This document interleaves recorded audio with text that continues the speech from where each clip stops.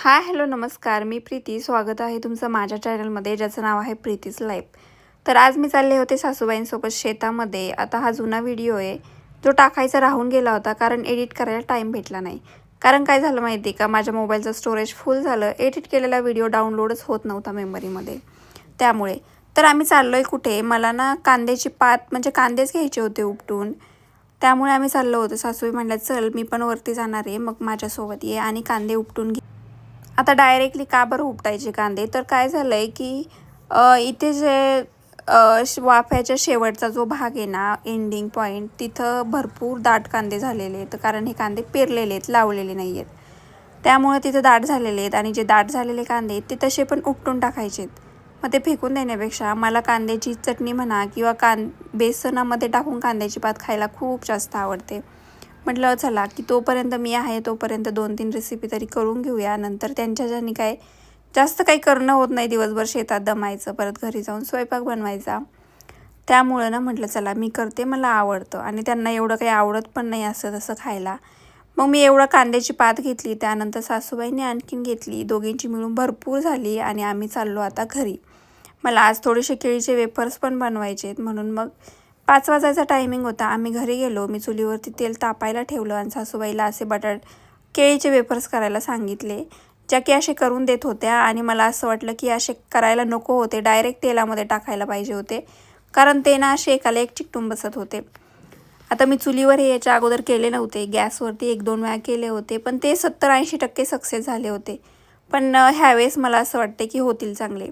मी इथं हळद आणि मिठाचं पाणी करून ठेवलं होतं. प्रत्येक घाण्यामध्ये मी ना 2 चमचे त्याचं पाणी टाकत होते, म्हणजे ते पिवळे पण होतेत आणि त्याला सगळीकडे मीठ पण पोचलं जातं. आता चुलीवरती एवढा जाळ होता ना की ते पटापट होऊन जात होते. जास्त बनवत होते, एखादी डझन केळी असेल, कच्ची केळी, त्याची मला बनवून पाहायचे होते की बाबा होत आहेत कसे नेमकं, म्हणजे मग इकडे विकत केळी घेऊन बनवता येईल. आता माझा हा पहिलाच घाणा होता. ह्याच्यामध्ये चूक झाली की ते वेफर्स मी अगोदरच बनवून ठेवले. मी ते नंतर बनवायला पाहिजे होते, डायरेक्ट तेलामध्ये. नंतर मग मी ते तसं केलं, तेलामध्येच बनवले. तर असा माझा पहिला घाणा निघाला होता काढून आणि मुलांना अजिबात दम निघत नव्हता, की त्यांना असं झालं होतं कधी बनवील आई आणि कधी आम्ही खातून.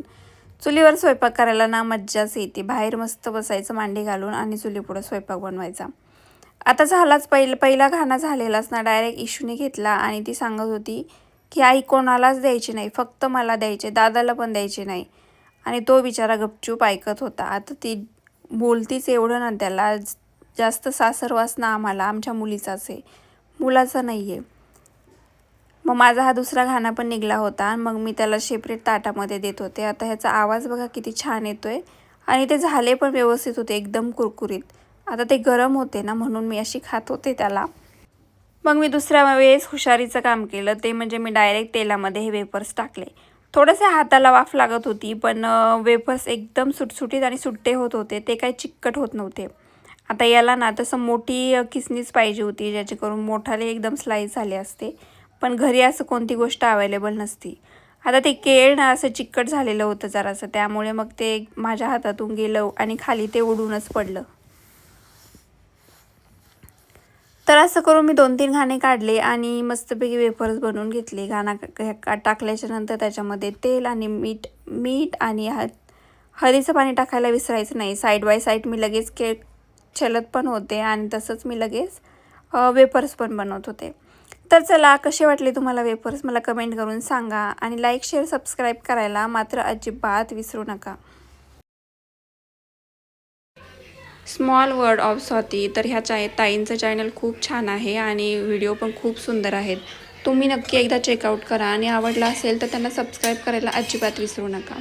तर अशाच प्रमोशनसाठी लॉंग व्हिडिओच्या खाली छानशी कमेंट करायची, म्हणजे माझ्या लक्षात येईल. लेटेस्ट व्हिडिओच्या खाली कमेंट्स करा. आजच्या व्हिडिओची कमेंट्स मी उद्याच्याला पिक करेल आणि ते उद्याच्याला त्याचं प्रमोशन करेल. तर चला, त्यांनाही सबस्क्राईब करा आणि सोबत मलाही लगेच सबस्क्राईब करून घ्या. चला, बाय बाय.